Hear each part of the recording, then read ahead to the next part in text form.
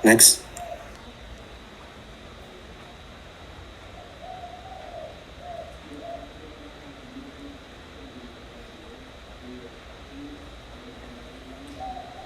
Menurut WHO, fungsi seksual merupakan bermacam-macam cara yang ditempuh oleh seseorang untuk berpartisipasi dalam hubungan seksual yang mereka harapkan.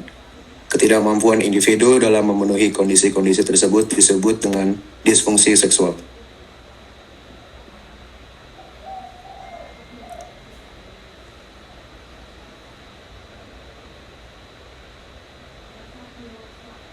Next.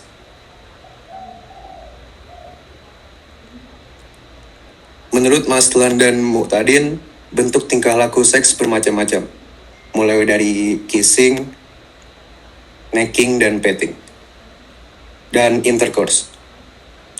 Kissing adalah ciuman yang dilakukan untuk menimbulkan rangsangan seksual, seperti di bibir, disertai dengan rabaan pada bagian-bagian sensitif yang dapat menimbulkan rangsangan seksual. Yang kedua ada necking. Necking adalah berciuman di sekitar leher ke bawah. Necking merupakan istilah yang digunakan untuk menggambarkan ciuman di sekitar leher dan pelukan yang lebih mendalam. Yang ketiga ada petting. Petting adalah perilaku gesekan bagian tubuh yang sensitif seperti payudara dan organ kelamin. Merupakan langkah yang lebih mendalam dari necking. Ini termasuk merasakan dan mengusap-ngusap tubuh pasangan termasuk lengan, dada, buah dada, kaki, dan kadang-kadang di daerah kemaluan, baik di dalam atau di luar pakaian. Lalu ada intercourse, yaitu bersatunya dua orang secara seksual yang dilakukan oleh pasangan pria dan wanita, yang ditandai dengan penis pria yang ereksi masuk ke dalam vagina untuk mendapatkan kepuasan seksual. Next. Model teori perilaku. Model ini di-develop oleh Brian and Brian pada tahun 1977. Menambahkan gairah seksual dan respon emosi terhadap seks pada faktor yang ada dalam Theory of Reason Action atau TRA. Menurut model perilaku seksual, keputusan tentang kontrasepsi dibuat dalam konteks pemrosesan informasi rasional dan emosi.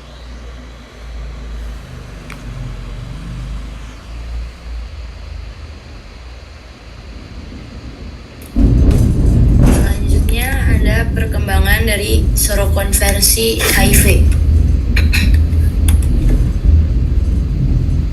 Jadi perkembangannya pertama bakal kena penyakit serokonversi virus awal, jadi kena virusnya dulu. Terus yang kedua tahap tanpa gejala, jadi nggak ada gejala sama sekali. Terus abis itu kena kelenjar getah beningnya, abis itu timbul infeksi oportunistik.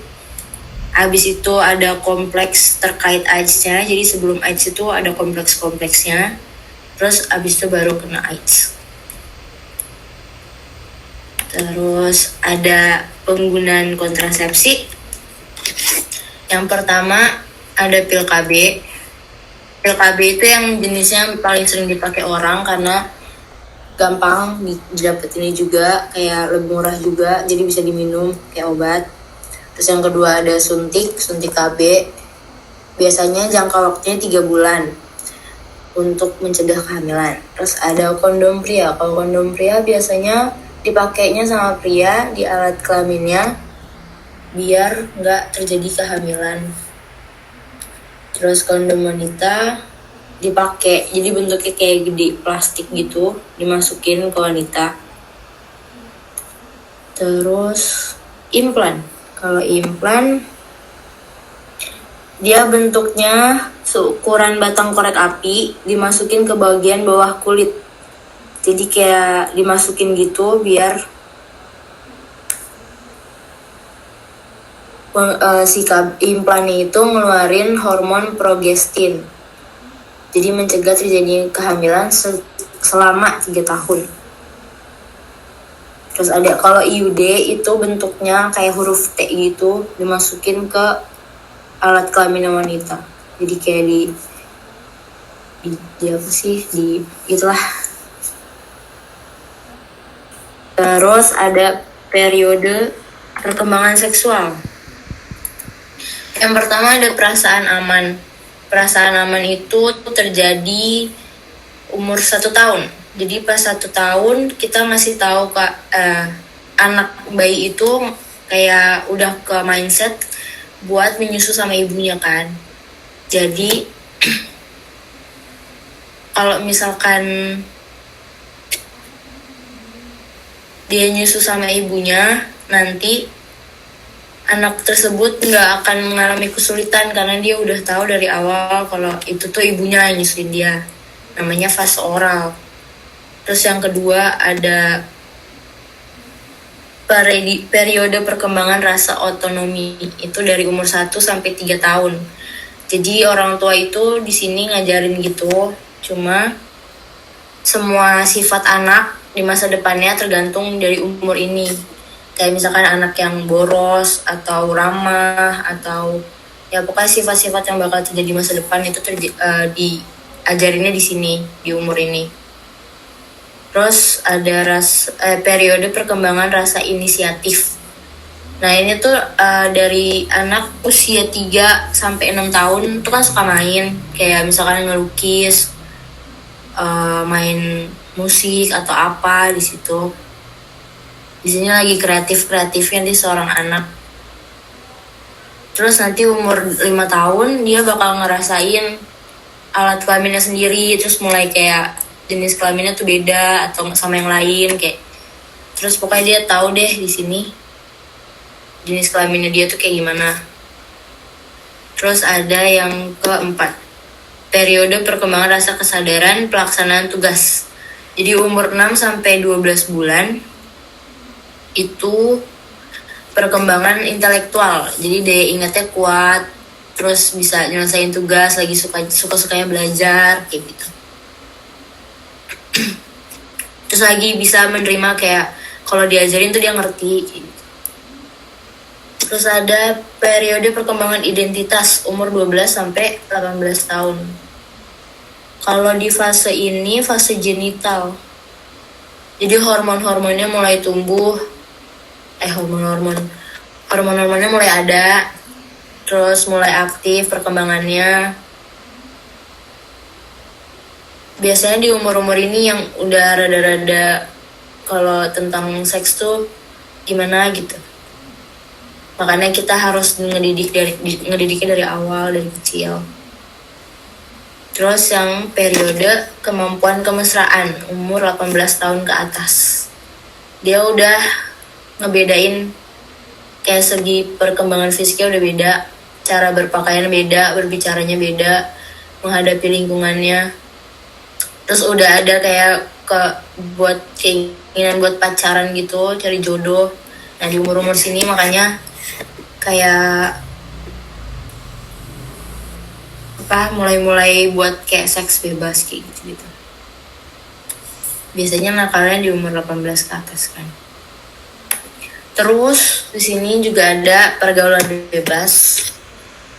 Pergaulan bebas itu dikonotasikan dengan sesuatu yang negatif.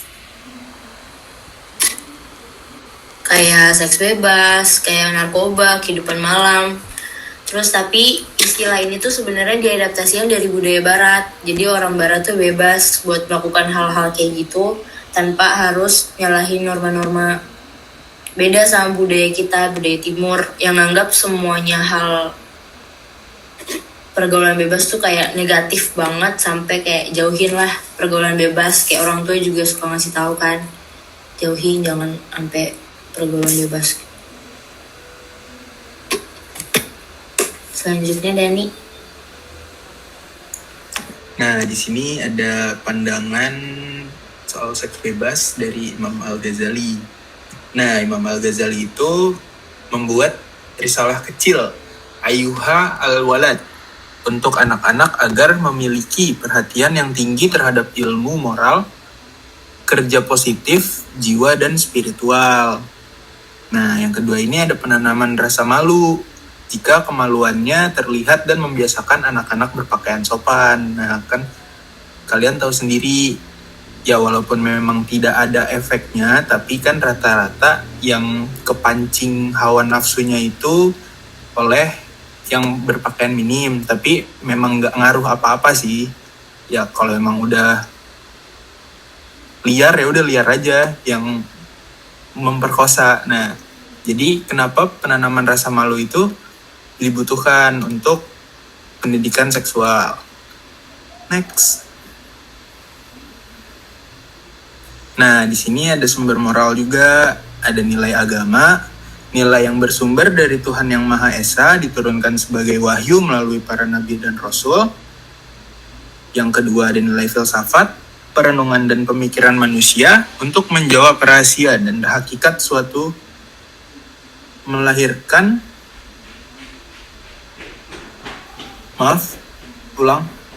perenungan dan pemikiran manusia untuk menjawab rahasia dan hakikat suatu melahirkan nilai filsafat.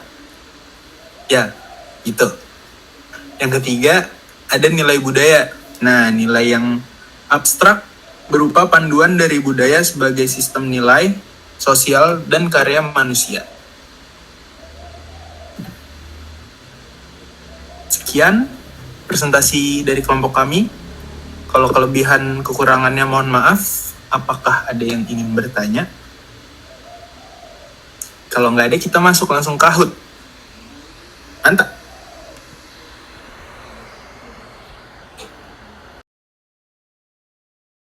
Video dulu, Dani. Oh iya, ada video guys. Yaudah, habis video silahkan kalau ada yang mau bertanya. Silahkan, Testa, untuk di play videonya.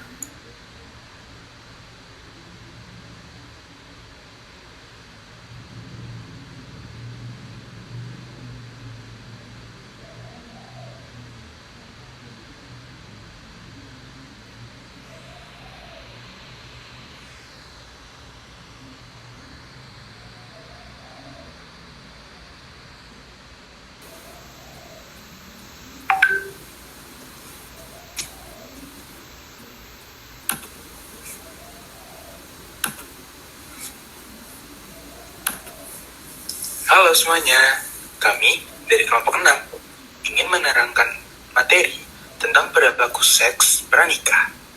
Di sini ada member dari kelompok kami. Perkenalkan, saya sebagai Dani Darmayanto, ada teman saya yaitu Ilyas Hilmansyah dan juga ada Testa Rosa Zilan. Nah, di sini kita masuk ke penjelasan seks pranikah secara umum. Aktivitas fisik yang menggunakan tubuh untuk mengekspresikan perasaan erotis atau perasaan afeksi kepada lawan jenisnya di luar ikatan pernikahan.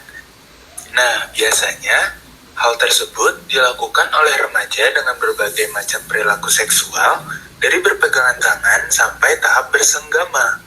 Hal tersebut pada akhirnya dapat mengakibatkan berbagai dampak yang akan merugikan remaja itu sendiri. Nah, di sini ada bahaya utama jika kita melakukan seks pranikah atau seks bebas. Yang pertama, ada menciptakan kenangan buruk. Kenapa?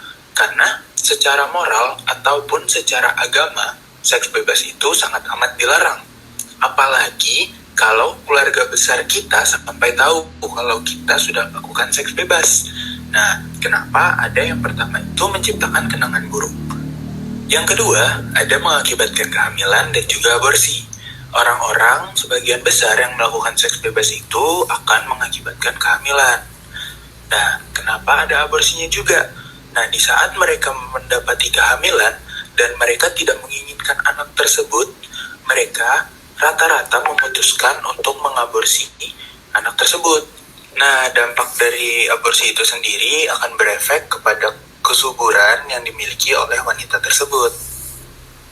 Contoh kasus, pacaran dianggap sebagai pintu masuk yang lebih dalam lagi, yaitu hubungan seksual pranikah, sebagai wujud kedekatan dua orang lawan jenis yang sedang berpacaran.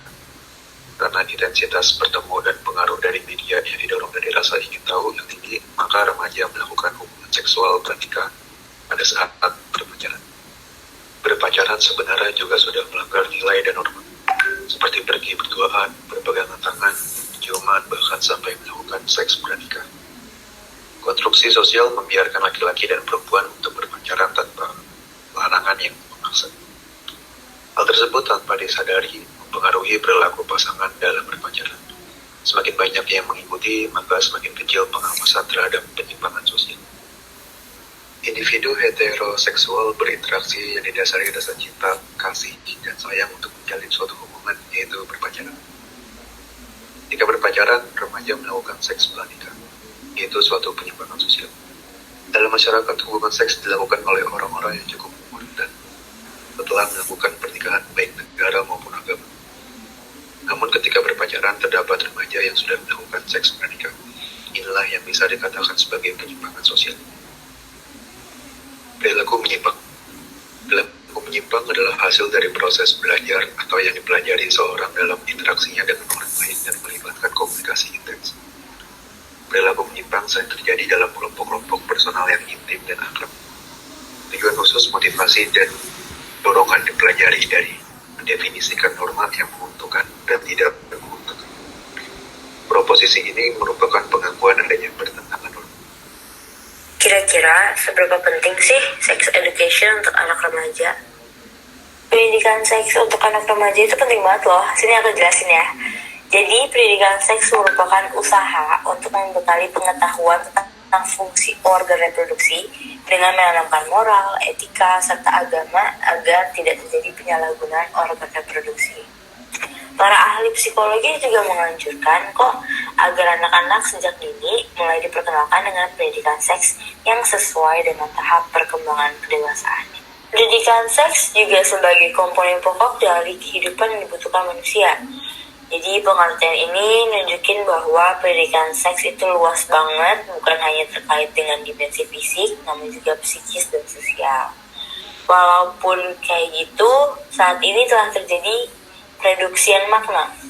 Jadi pendidikan seks hanya disempitkan hanya pada aspek pembelajaran dalam hubungan seks aja. Akibatnya pendidikan seks menjadi tabu buat dibicarain apalagi dipelajarin. Akhirnya remaja-remaja mencari jalan untuk mencari informasi seks dari sumber-sumber lain seperti buku bacaan, gambar, film, atau apapun yang ada di sosial media berbau pornografi. Sekian penjelasan seks pranikah dari aku dan teman-teman aku. Makasih banget yang udah mau dengerin dan nonton dari awal sampai akhir yang gak ngantuk. Aku hargain banget. Thank you for watching this video. Bye guys.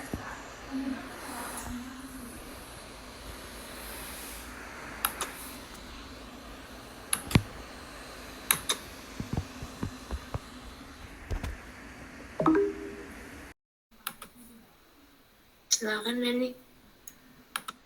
Oke, sekarang kita masuk ke Kahoot.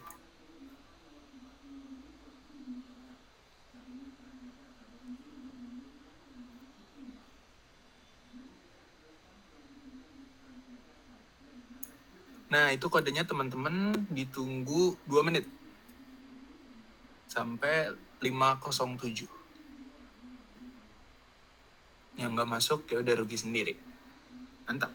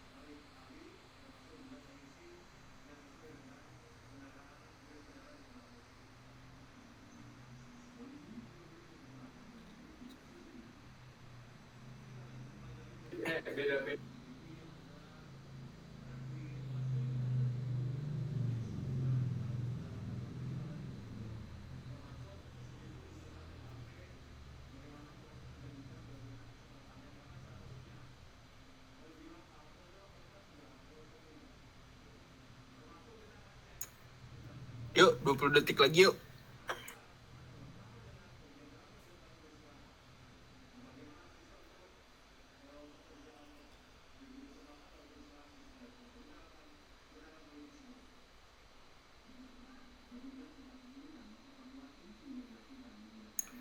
Oke. kita mulai ya.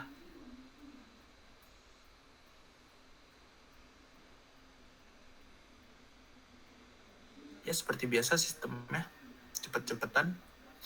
Yang paling cepat poinnya paling gede. Silahkan MC diambil alih.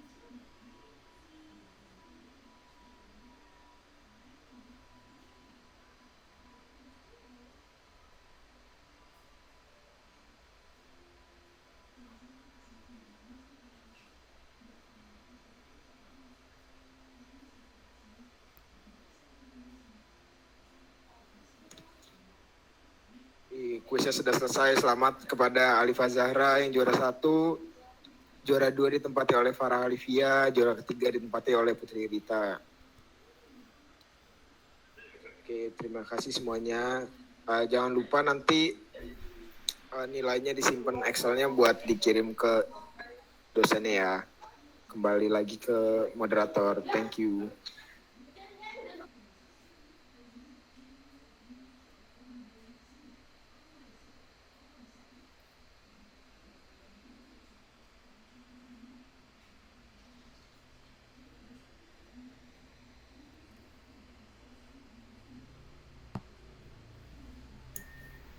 Sekian presentasi dari kelompok kami. Kurang lebihnya mohon maaf. Saya perwakilan dari kelompok 6 mengucapkan terima kasih atas perhatian yang sudah kalian taruh kepada presentasi kami. Wassalamualaikum warahmatullahi wabarakatuh. Waalaikumsalam warahmatullahi wabarakatuh. Waalaikumsalam. Absennya gimana? Waalaikumsalam. Tanya tuh Oke. Ringga. Oh, Amarinda ya udah.